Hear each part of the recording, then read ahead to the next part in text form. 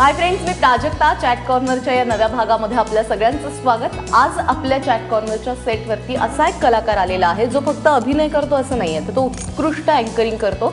खरं तर तमाम महिला वर्ग त्याच्या अँकरिंगचं फॅन आहे. आता हा कलाकार कोण आहे असा तुम्हाला प्रश्न पडला असेल. तो फक्त अभिनय करताना मालिकांमध्येच करतो असंही नाहीये. मालिकांमध्ये करतो, सिनेमामध्ये करतो, नाटकामध्ये करतो आणि त्याच्या नाटकाचे दौरे तर नुकतेच परदेशात देखील झालेले आहेत आणि पुन्हा एकदा परदेशवारी त्याच्या या नाटकाची होणारच आहे. मी कोणाबद्दल बोलतेय हे आता वेगळं सांगायला नकोय. संकर्षण आपल्याबरोबर आहे. संकर्षण, खूप खूप स्वागत चॅट कॉर्नरच्या सेटवर. Thank you so much. मी स्वतः एबीपी माझाचा खूप मोठा चाहता आहे आणि हे इथे आलोय म्हणून मी उगाच नाही म्हणत. हे तुम्हालाही माहिती, मी वेळोवेळी तुम्हाला सोशल नेटवर्किंग साईटवरती मेसेज करून सांगत असतो की मी हे बुलेटिन पाहिलं, मला हे आवडलं, मला चॅट कॉर्नर आवडला किंवा माझा कट्टा आवडला. तर आज तिथे मी स्वतः आलोय, तर फार आनंद होतो, मजा वाटते. Thank you so much. आणि असं आहे ना संकर्षण, की आता मी जसं तुझ्याबद्दल सांगताना सांगितलं की तमाम महिला वर्ग तुझ्या अँकरिंगचा फॅन आहे. म्हणजे इतके किस्से आहेत संकर्षणकडे, त्यातलेच सुरुवातीला किस्से आपण घेऊयात आणि त्याबद्दल लोकांना देखील जाणून घ्यायला आवडेल. हे जे आम्ही सारे खवय्ये आहे, म्हणजे आता तू एक अभिनेता म्हणून नावारूपाला येत असताना देखील तू आम्ही सारे खवय्येचं अँकरिंग देखील कंटिन्यू ठेवलेलं आहेस. काय यामागचं रहस्य आहे? नाही, तो कार्यक्रम करणं ही ना माझ्यातल्या माणसासाठी खूप सन्मानाची गोष्ट आहे. कारण आपण काय नेहमी असं म्हणतो ना की साधेपणातच खूप जास्ती गंमत असते. आणि आम्ही सारे खवय्ये येणाऱ्या सगळ्या गृहिण्या खूप साध्या असतात. रोजच्या दैनंदिन आयुष्यात त्या स्वयंपाकातनं, त्या सगळ्या ह्याच्यातनं त्यांना काहीतरी तो कॅमेरा, मग ते रोल कॅमेरा ऍक्शन हे सगळं म्हणल्यानंतर त्यांचा चेहरा जो होतो ना, ते खूप काही सांगून जातं. आणि त्या भावनेच्या भरात मग त्या खूप बोलायला लागतात, त्या खूप सांगायला लागतात. त्यांची आपल्याविषयी एक आत्मीयता वाढायला लागते. आणि तो न एक माणूस म्हणून फार समृद्ध करणारा अनुभव आहे. तर ह्याच्या मागे रहस्य असेल तर ते इतकंच आहे की मला ना ते खूप सुखावून जातो तो कार्यक्रम. म्हणजे त्याच्यामुळे ओघाने येणारी फेस पॉप्युलॅरिटी म्हणा, त्या सगळ्या गोष्टी आहेच आहेत, पण तो कार्यक्रम मला माणूस म्हणून फार आनंद देऊन जातो. आणि आम्ही सारे खवय्ये हा फार गोड कार्यक्रम, फार गोड कार्यक्रम आहे. म्हणजे तुझ्याकडे बघून असं वाटत नाही तू खवय्येचं अँकरिंग करतो, एकदम फिट आहेस, असा कुठे सुटलेला नाही. मग खाणं कसं, जिभेवर कसं कंट्रोल ठेवतो? नाही, तिथे कार्यक्रमात ठेवत नाही, पण इतर वेळी जरा ठेवतो की संध्याकाळी फार नाही जेवायचं किंवा सकाळी उठल्यानंतर भरपूर पाणी प्यायचं, याचं बेसिक गोष्टी पाळतो. कारण त्या नाही पाळल्या तर मग मला हिरो म्हणून कुणी घेणार नाही. आणि नुकताच तू हिरो म्हणून सगळ्या तमाम मुलींच्या मनावर देखील तू राज्य केलेलं आहेस. खुलता कळी खुलेनामध्ये सलील म्हणून आपल्याला भेटायला येत होता संकर्षण.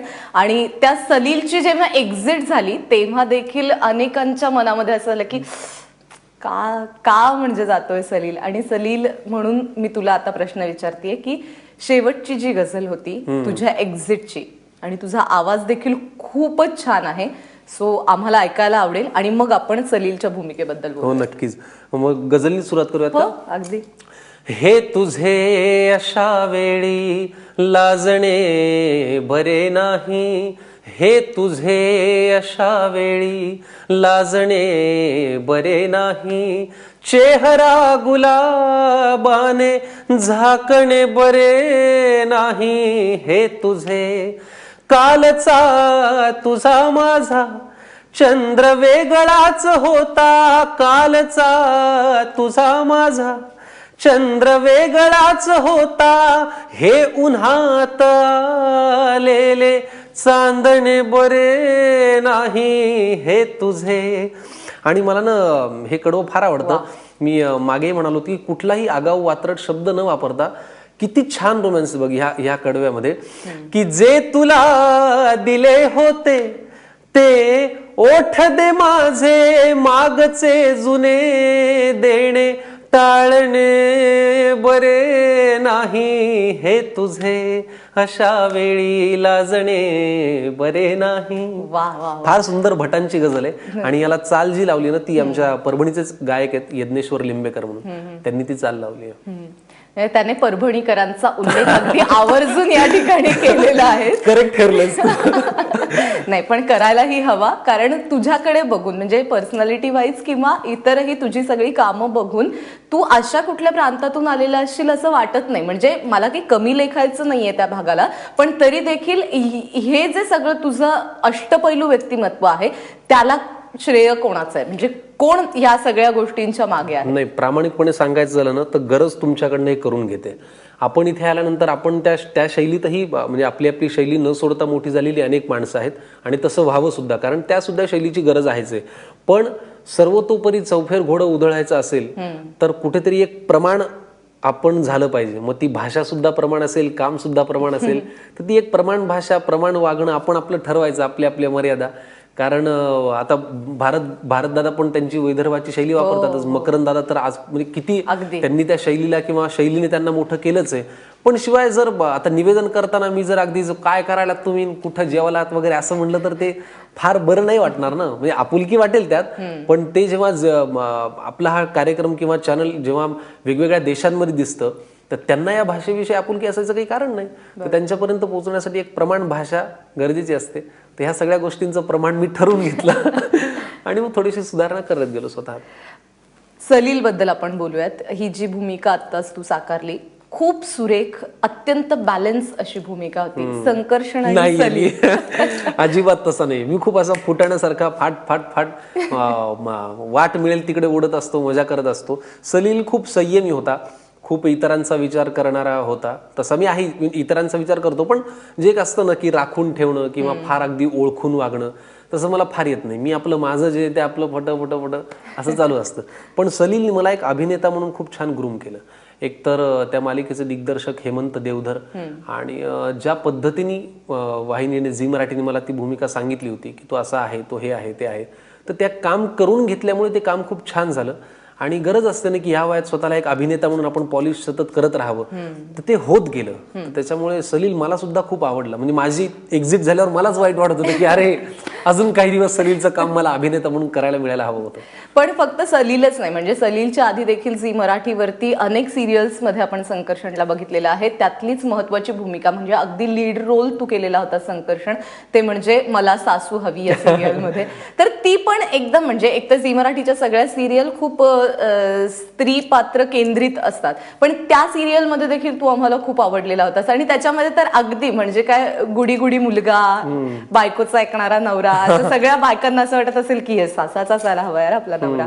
तर त्या भूमिकेचा अनुभव कसा? नाही, तेव्हा काय होतं ना, ती मालिका कम्प्लीट एक छानसं टीमवर्क होती. कारण त्याच्यामध्ये आम्ही 3 भावंड दाखवलो होतो, आमचे बाबा, त्यात आमच्या 3 भावंडांच्या 3 बायका, ह्या सगळ्या गोष्टी होत्या. तर ती एक कुटुंबाची गोष्ट होती, ती कुठल्या एका पात्राची नव्हती. आणि तेव्हा मी होतोच खूप नवीन नवीन, त्याच्यामुळे मी असं खूप हे असायचो की अरे आता काय आता काय.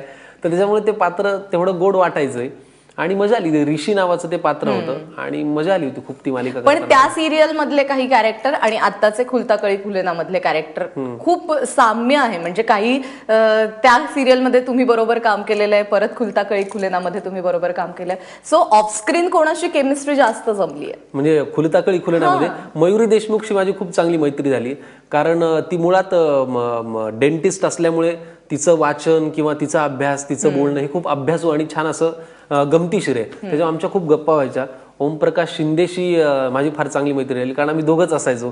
पण कुठेतरी जरा ती एक तेढ होती की अरे माझ्या हिरोईनचा आता हा हिरो झालाय अशी एक गंमत होती. पण त्या दोघांशी आणि म्हणजे तसं माझे फार मित्र नाही आहेत, मित्रमैत्रिणी, पण अभिजित खांडकेकर माझा खूप चांगला मित्र आहे. म्हणजे माझ्या जो आता माझ्या नवऱ्याची बायको करतोय सध्या, आणि मी खूप माझ्या अगदी छोट्या छोट्या गोष्टी सुद्धा त्याला फोन करून विचारत असतो, त्याचं मार्गदर्शन घेत असतो आणि त्याची फार मदत होते मला एक मित्र म्हणून.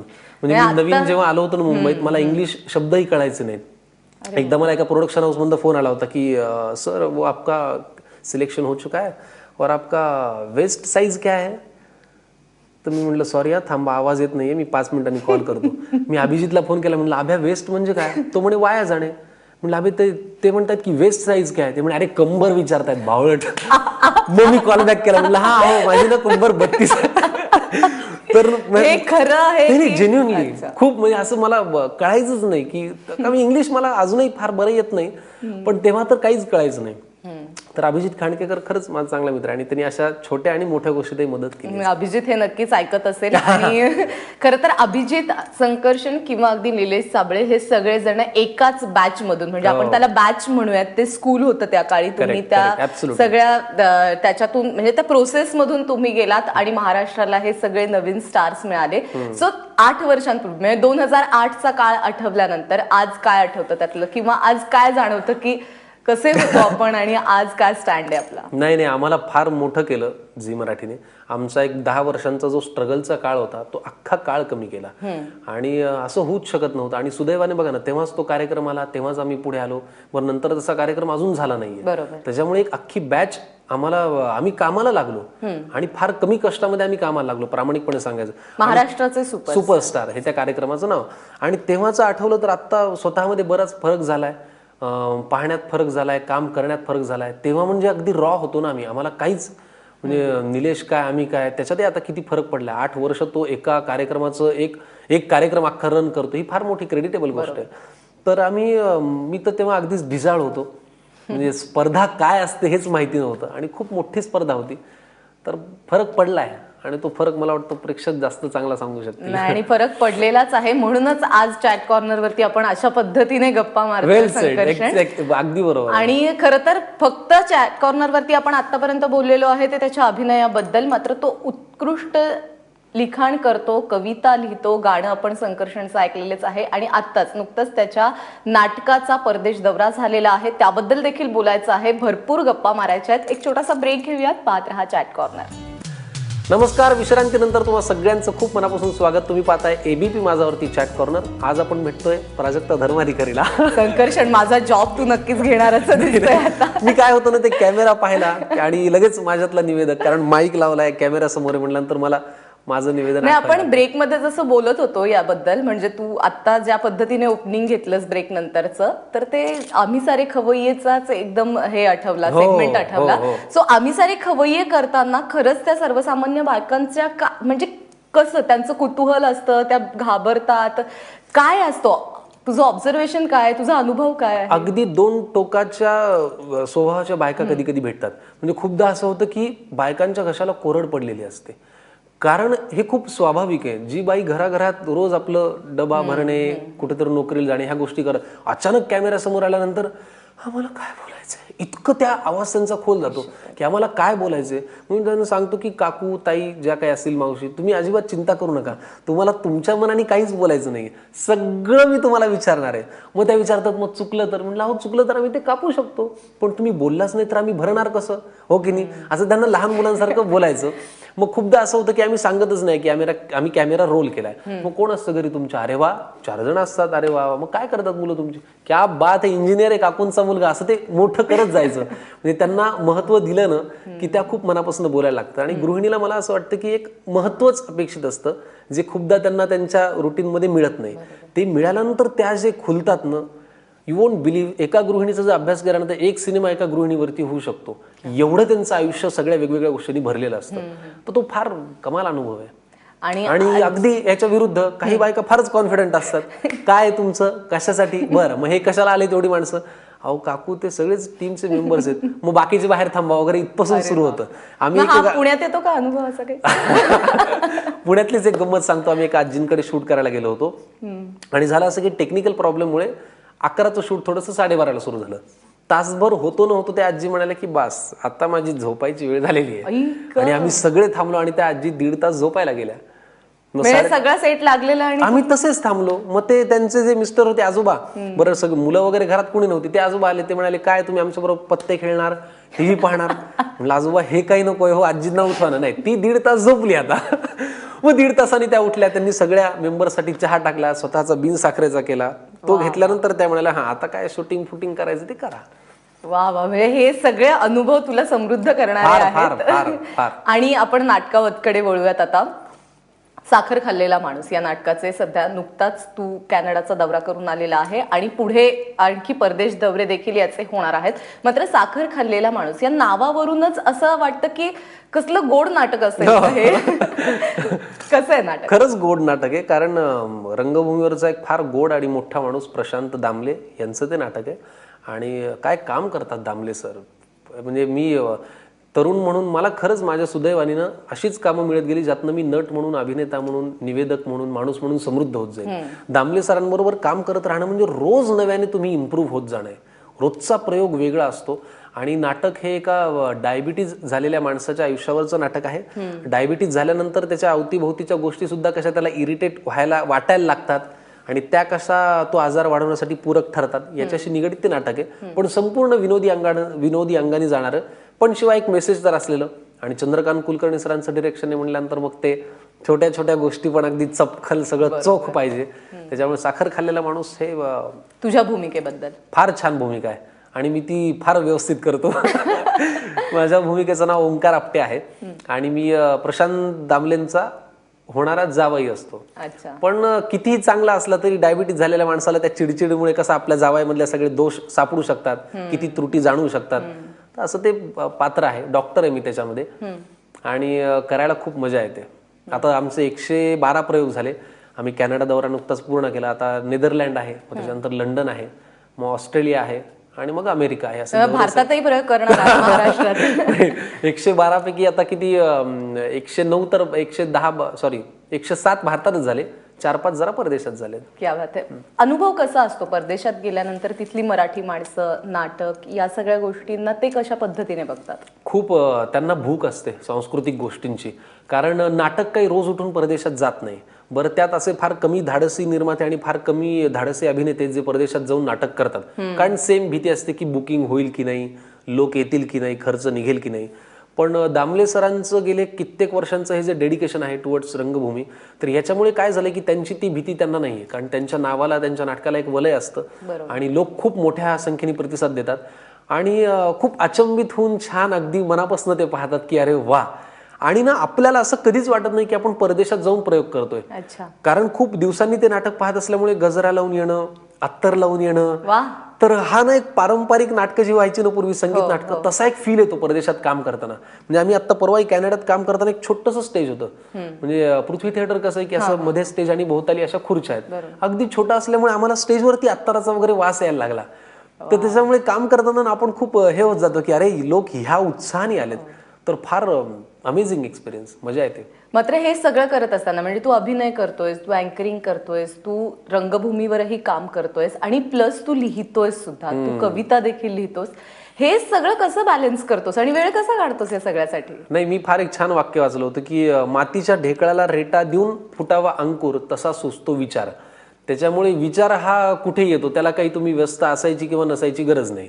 कविता कुठेही सुचतात, म्हणजे अगदी बाथरूम पासून ते विमानापर्यंत कशातही बसलं की अरे हा हे असं टला ठ असं करून ती होते. त्याच्यामुळे त्याला वेगळा वेळ द्यायची गरज नाही. हा, पण मी आता नुकतीच 2 नाटकंही लिहिली आहेत. मी जेव्हा मला सासू हवी करायचो तेव्हा ती मालिकाही मी शेवटी लिहायचो. मी रामराम महाराष्ट्राचं निवेदन करायचो तेव्हा तोही कार्यक्रम मी लिहायचो. माझं आम्ही सारे खवय्याच्या ज्या लिंक्स असतात त्याही मी लिहितो.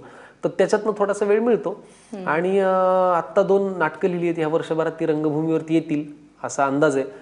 2 चांगल्या प्रथितयश निर्मात्यांनी ते नाटक प्रोड्यूस करायचा निर्णय घेतलेला आहे. वा, म्हणजे पाईपलाईन मध्ये आहे प्रोजेक्ट. आणि आता पाईपलाईन म्हणजे अगदी आता तुट्टीपर्यंत आलंय. आता ते फक्त फिरवायचं करायचे आणि बाहेर का. पहिली जी मुख्य अडचण असते ना की प्रोड्युसर मिळत नाहीये यार, ती पार पडलेली आहे. त्याच्यामुळे बाकीचं आता बघू काय. खूपच चांगला प्रोड्युसर मिळालेला दिसतोय तुला, तुझा चेहरा. लेखक संकर्षण कराडे अशी देखील एखाद्या वेळी आपल्याला येत्या काळामध्ये संकर्षणची मुलाखत घ्यावी लागणार आहे. अरे वा, तसं होऊ देत नाही, असंच होणार आहे. पण आता म्हणजे तुझ्या लेखनाबद्दल इतकं आपण बोललोय, तर ते बोलण्यापेक्षा काहीतरी ऐकव आम्हाला. तुझी एखादी कविता, तुझी एखादी खास जी तुला खूप आवडते. अरे वा, मला खूप आवडतात. म्हणजे मला मुळात काय की नैसर्गिक पद्धतीने लिहायला खूप आवडतं. आता आपण नेहमी पाण्याविषयी बोलत असतो की पाणी वाचवा, पर्यावरणाविषयी बोलत असतो. तर त्याच्यावरती माझी एक कविता आहे. मला ही कविता चालेल तुम्हाला? हो. मला असं म्हणायचं वाटतं की उघडा डोळे बघा नीट, शिरतय डोक्यात काही. त्याच्यामध्ये उघडा डोळे बघा नीट एबी माझाच आहे, म्हणूनच मी सादर करतोय. उघडा डोळे बघा नीट, शिरतय डोक्यात काही, ज्या देशाची ओळख गंगा तिथेच पाणी नाही. आमचीच उलटी बोंब नैसर्गिक संकट ओढवलंय, निसर्ग फुकट बदनाम, जे पेरलंय तेच उगवलंय. चला डोंगर, झाड, पाणी, इंधन सगळं संपवून टाकू, पण पक्ष, पैसा, जात असले फुकटचे इगो राखू. असली तर बघा माणुसकी थोडी, किंवा उसनी तरी मागवा, आणि तुमच्याच पुढच्या पिढीसाठी निदान झाड जगवा. जगलं झाड पडेल पाणी, त्यातलाच थेंब साचेल, तोच पिऊन येईल पीक आणि तुमचा जीव वाचेल. इतकं सोपं गणित आहे. वाटलं तर तुम्हीच सोडवा, आणि नाहीच वाटलं तर पाण्याविना सगळी सृष्टी बुडवा.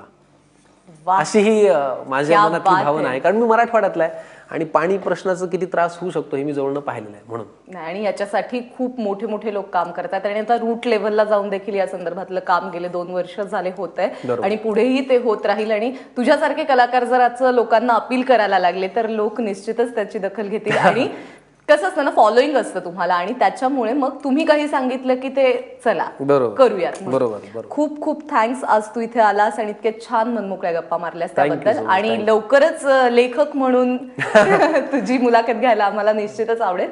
तुझ्या सगळ्या प्रोजेक्टसाठी तुला खूप खूप शुभेच्छा. थँक्यू. आणि मी तुमचा आभार एवढ्याकरता मानेन की खूप मोठं झाल्यानंतर बोलवणारे अनेक लोक असतात, पण मोठं होऊ पाहणाऱ्या कलाकारांना सन्मानाने आमंत्रित करणारी फार कमी माणसं असतात. तर या मोठं होऊ पाहणाऱ्या कलाकाराला बोलवलं. नाही, हा तुझा तू लहानपण स्वतःकडे घेतोयस. तू खूप मोठा कलाकार आहेस आणि तुला प्रचंड म्हणजे लोकांकडून मागणी असते आणि त्याचमुळे आज तुला या ठिकाणी गप्पा मारायला बोलवलंय. खूप खूप thanks. Thank you so much. Thank you. धन्यवाद. सो आज चॅट कॉर्नरवरती आपण इथेच थांबतोय. पुढच्या शनिवारी वेगळ्या कलाकारासह पाहत रहा एबीपी माझा.